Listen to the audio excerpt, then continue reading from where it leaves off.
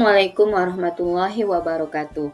Salam dan bahagia Ibu dan Bapak guru hebat.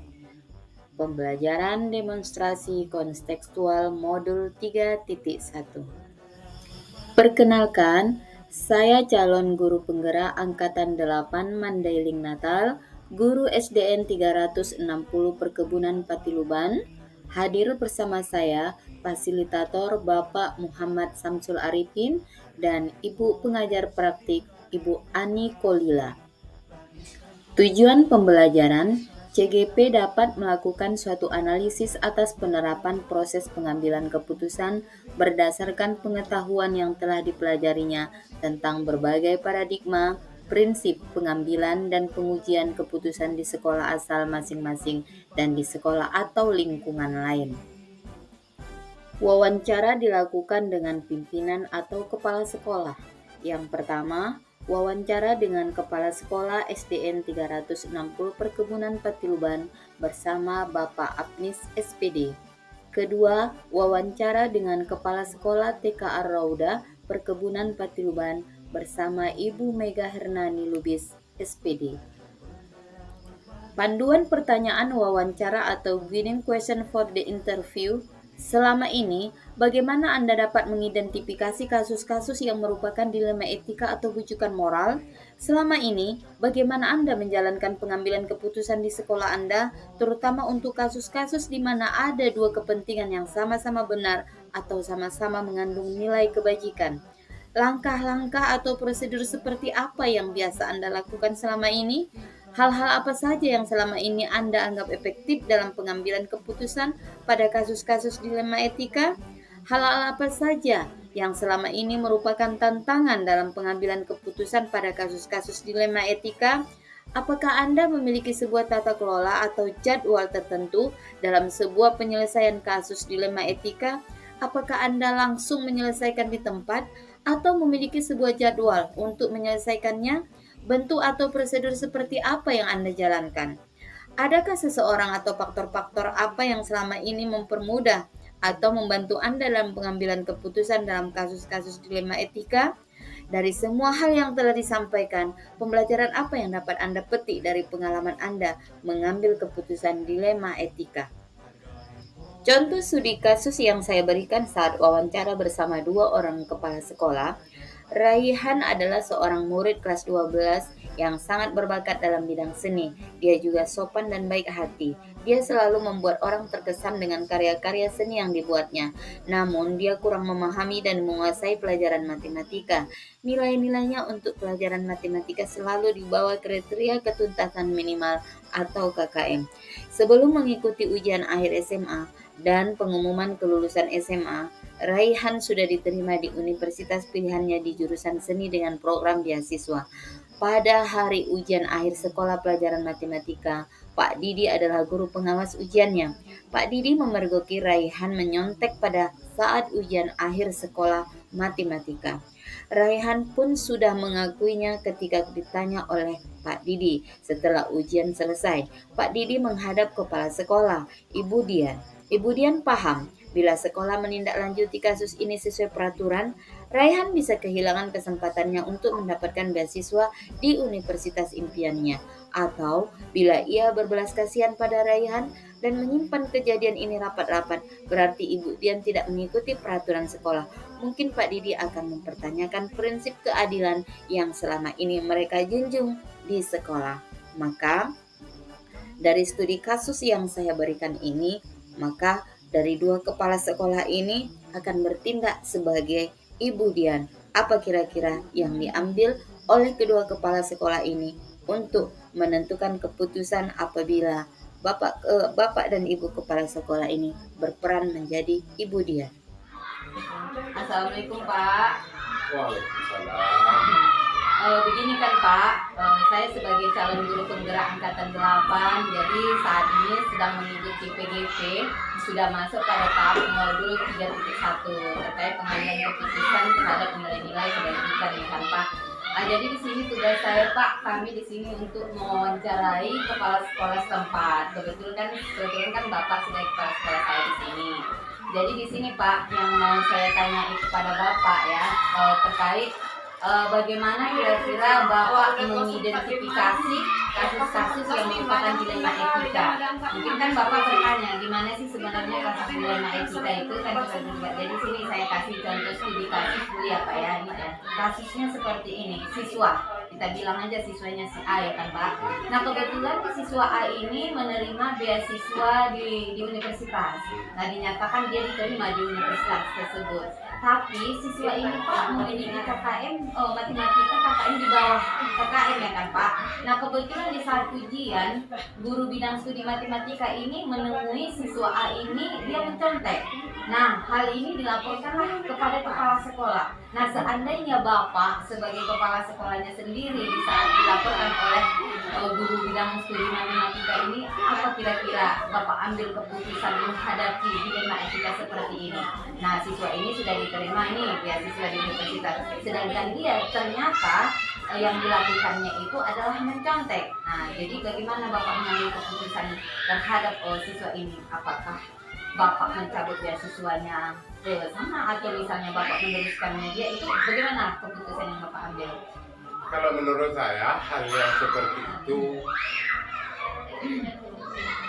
perlu hati-hati untuk mengambil keputusan. Di mana dari satu sisi adalah itu pengejaran masa depan si anak. Sementara untuk hasil yang dia dapatkan itu dari sekolah belum yang sebenarnya lah. Tapi menurut saya alangkah baiknya kita berikan kepada dia kesempatan untuk mengejar prestasi dia. Berarti keputusannya nih Pak, siswa ini kita biarkan dia, kita berikanlah dulu kesempatan untuk memperoleh beasiswa di universitas tersebut. Sebagaimana misalnya perilaku yang dilakukannya ini, misalnya kita kesampingkan dulu untuk masa depan dia ini, kita mengingat latar belakang si anak. Oke, mengingat latar belakang si anak tadi ya Pak. Berarti di sini latar belakang anak ini yang harus kita dahulukan dulu, kita telaah dulu ya kan Pak. Oke. Nah Pak, selanjutnya kira-kira bagaimana Bapak mengambil keputusan di sekolah nih, terutama untuk kasus-kasus yang di mana nanti dua-duanya sama-sama benar nih Pak, sama-sama mengandung nilai kebajikan nih dua-duanya. Ibaratnya kalau kita mengambil suatu keputusan itu kita bingung karena dua-duanya sudah benar kan, tapi dari dua-dua kebenaran ini harus bisa Bapak ambil keputusannya. Jadi bagaimana Bapak menjalankan atau mengambilkan keputusan ini kalau hal seperti itu? Kalau hal yang seperti itu kita harus menentukan skala prioritas. Skala prioritas Pak? Skala prioritasnya macam mana kita membedakan si anak ini antara si anak ini yang orang tuanya sanggup dengan orang tuanya yang tidak sanggup. Kembali ke latar belakang tadi. Apabila kita ingin membantu seseorang itu, ya coba kita tinjau dari sisi latar belakang. Apabila memungkinkan untuk dinaikkan, ya kita lakukan. Langkah-langkah atau prosedur seperti apa yang biasa Bapak lakukan selama ini? Selama ini Bapak ngambil keputusan misalnya di sekolah ini, kira-kira apa langkah-langkah atau prosedur yang Bapak lakukan ketika mengambil sebuah keputusan di sekolah ini? Untuk mengambil keputusan itu kita itu tidak bisa istilahnya bersifat diktator. Dalam arti kata, keputusan itu harus keluar melalui hasil musyawarah dan mufakat warga sekolah. Baik dia itu apabila perlu antara dewan keduanya, atau yang perlu dibantu oleh ketua komite atau perangkat komite sekolah, atau perlu dibantu oleh warga sekolah dalam arti kata orang tua murid untuk mencari keputusan tersebut. Jadi ditinjau dari keputusan apa yang mau kita ambil. Oke Pak, berarti ketika Bapak mengambil langkah-langkah prosedur itu ataupun prosedurnya itu, maka banyak tahapan-tahapan yang akan Bapak lakukan. Bapak tidak istilahnya mengambil keputusan itu secara sepihak aja atau secara pribadi atau kita sering sebut dengan diktator, tetapi Bapak harus istilahnya melihat dulu titik permasalahan dan bagaimana yang harus bisa dimusyawarahkan untuk mengambilnya pakai bersama ya Pak. Oke, lanjut ya Pak. Nah, kemudian hal-hal apa saja yang selama ini Bapak anggap efektif dalam pengambilan keputusan dalam kasus-kasus tertentu lah Pak? Kira-kira apa Pak? Yang Bapak anggap efektif lah dalam mengambil keputusan itu? Yang jelas setiap kali kita kan membicarakan perencanaan anggaran sekolah yang didahulukan dari ketua musyawarah Dewan Guru, dilanjutkan dengan komite, terus beberapa orang tua wali murid untuk penggunaan anggaran sekolah. Terkait misalnya Pak, kalau misalnya suatu kasusnya tentang anggaran sekolah nih, maka hal-hal yang Bapak lakukan, yang Bapak anggap efektif seperti itulah yang dilakukan seperti yang Bapak sampaikan ya. Oke Pak ya, kita lanjut ya Pak. Nah kemudian Pak, hal-hal apa saja selama ini yang merupakan tantangan dalam mengambil keputusan pada kasus-kasus dilema etika yang istilahnya benar versus benar nih. Jadi yang menjadi tantangan Bapak apa kira-kira? Ini dalam kasus apa ini? Nah, misalnya dalam kasusnya dilema etika ini Pak, misalnya gini, Bapak mau mengambil keputusan dua-duanya benar.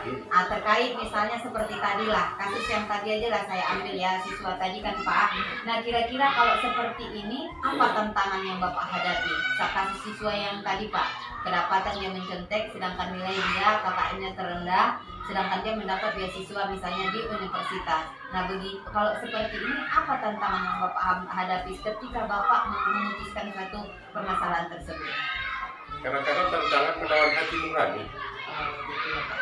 Di situ kadang-kadang. Berarti tantangannya melawan hati nurani ya Pak? Tapi demi melaksanakan skala prioritas, terpaksa melawan hati nurani. Bapak memiliki sebuah tata kelola atau jadwal tertentu dalam sebuah penyelesaian kasus dilema etika seperti kasus kita tadi. Apakah Bapak langsung menyelesaikan di tempat atau memiliki sebuah jadwal untuk menyelesaikannya, atau bentuk atau prosedur seperti apa yang Bapak jalankan? Itu melihat daripada kasusnya.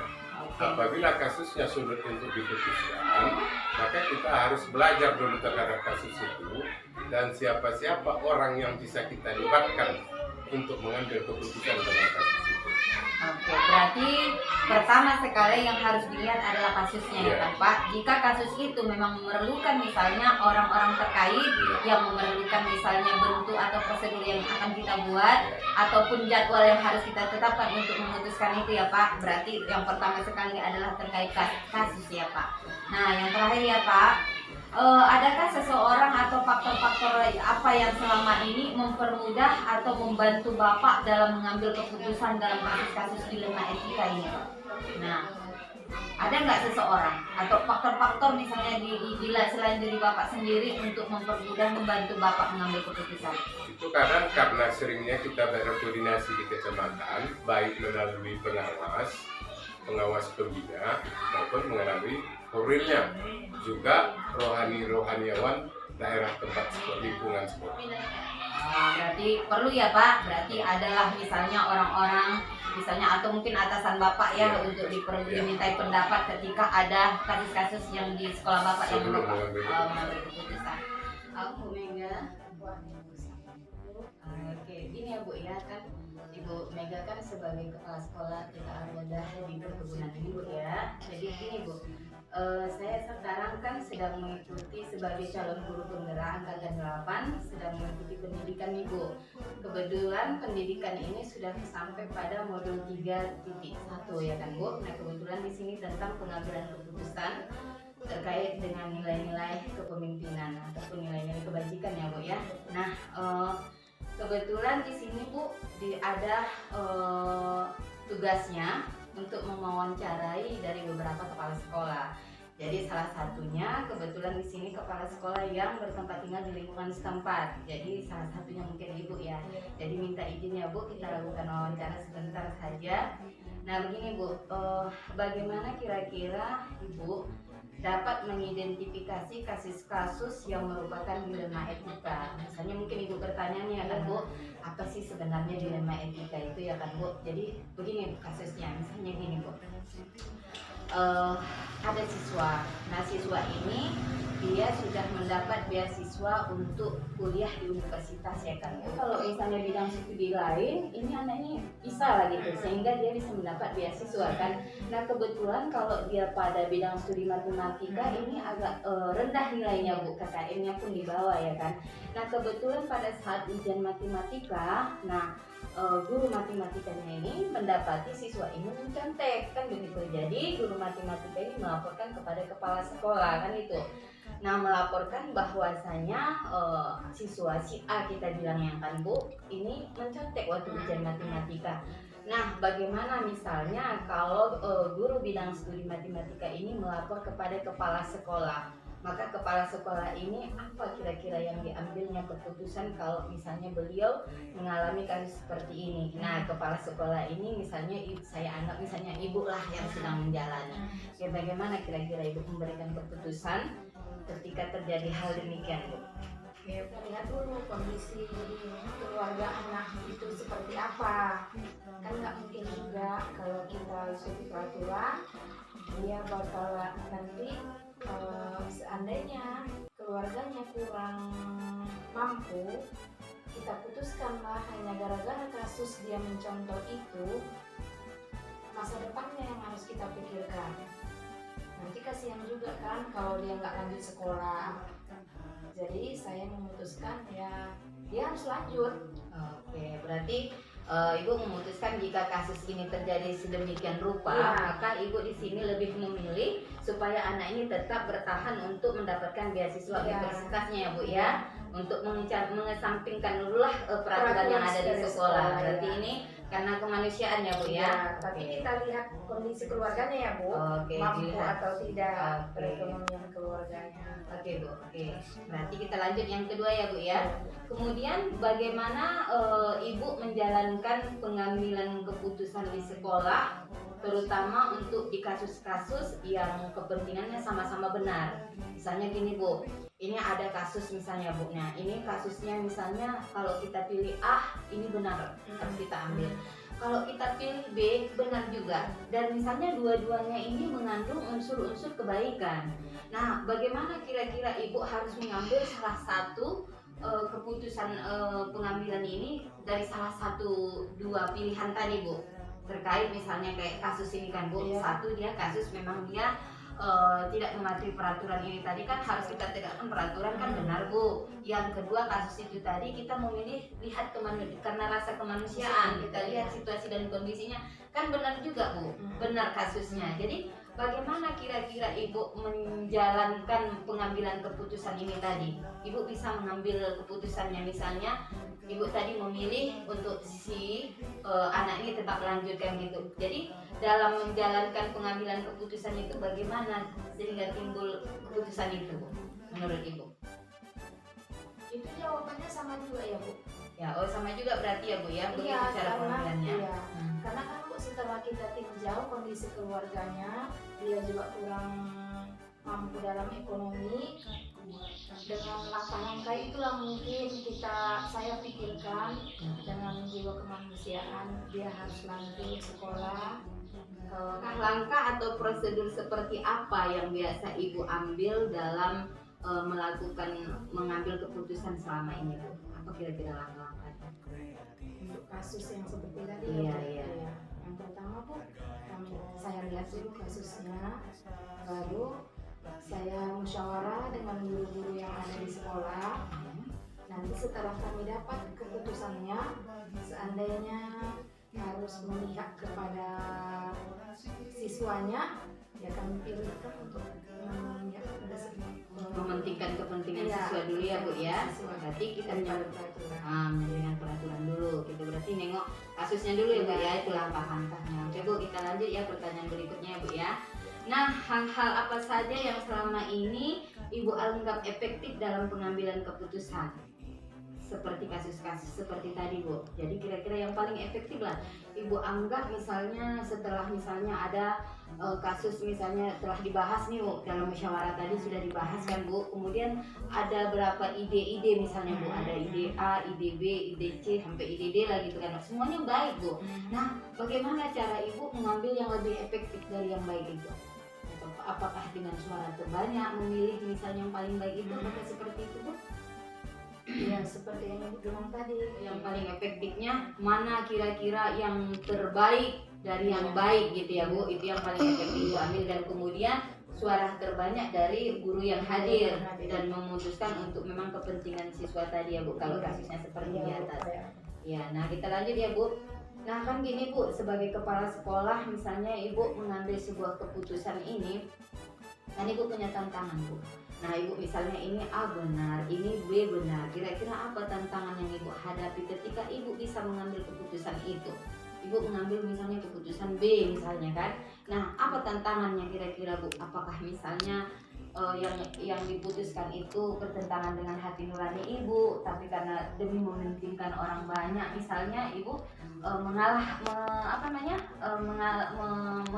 menyampingkan dulu kepentingan Ibu demi orang banyak ini. Kayak mana menurut Ibu? Apakah seperti itu tantangannya yang Ibu hadapi atau bagaimana? Iya Bu, seperti yang ibu bilang tadi, Ya, saya harus menyampingkan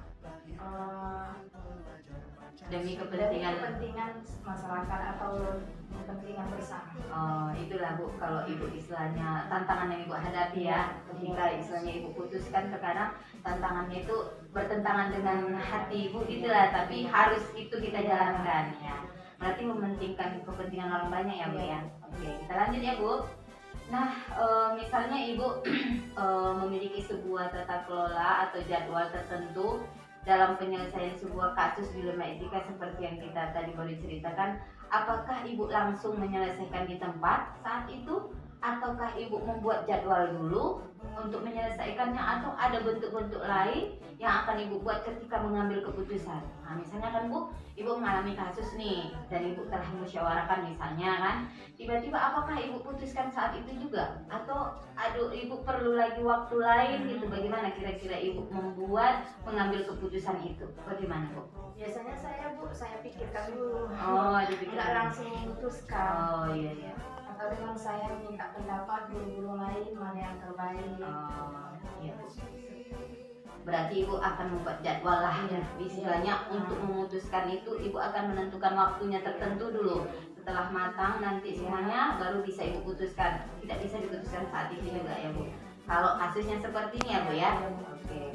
Nah ini Bu, pertanyaan yang terakhir ya Bu ya. Nah, adakah misalnya Bu seseorang ataupun misalnya faktor-faktor yang selama ini mempermudah Ibu atau membantu Ibu dalam mengambil keputusan? Ibu mau mengambil keputusan, misalnya keputusan yang Ibu ambil misalnya B, apa kira-kira ada seseorang ataupun ada faktor-faktor lain yang membantu Ibu? Kan selama ini misalnya Ibu hanya misalnya memutuskan itu bukan sendiri gitu, apakah ada orang lain Bu untuk mengambil keputusan itu? Saya meminta pertimbangan dari guru-guru lain Bu, Oh. kesepakatan. Berarti ada ya Bu ya, ada orang lain Ada. untuk dipertimbangkan lah istilahnya pendapat-pendapatnya. Berarti Ibu tidak memutuskan sendiri ya Bu.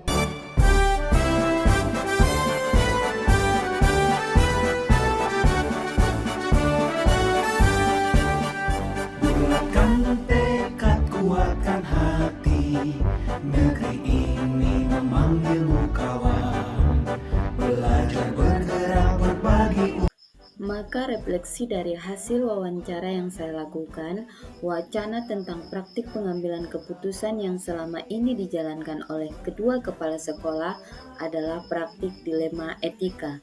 Setelah saya analisis dalam pengambilan keputusan, kedua kepala sekolah tersebut memakai 4 paradigma, memakai 3 prinsip, dan menerapkan sebagian 9 langkah konsep pengambilan pengujian keputusan.